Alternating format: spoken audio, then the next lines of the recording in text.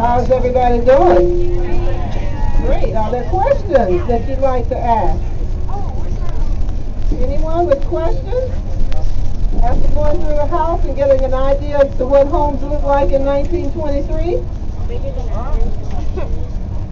All right, I'm going to give you a story and tell you about some of the men who got out of Rosewood by coming to Cedar Key. In 1923, in January, it was cold down here. And some of the men and young boys decided to take the waterway. Back of Mr. Wright's house that we will see when we go back to Rosewood, there's a large pond down there. And there's a waterway that comes up around there.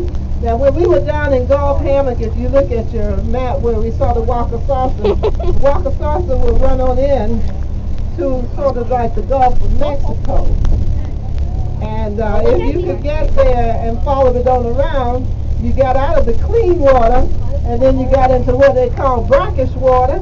Then from the brackish water, you would stay about another mile or two if you could manage, and you would be in Cedar Key. So that was the back route of coming into Cedar Key. Some of these guys knew that, and they were able to get to Cedar Key, but they had to be careful because if they were discovered, they were dead men. So they went to the boating area trying to find a boat that they could get out of. And it so happened the sponge boats were in. You know the sponge boats. Now you go to the store and you buy a sponge. At that time you had to dive for the sponges. And the sponge boats were in. There were two. Maybe even more.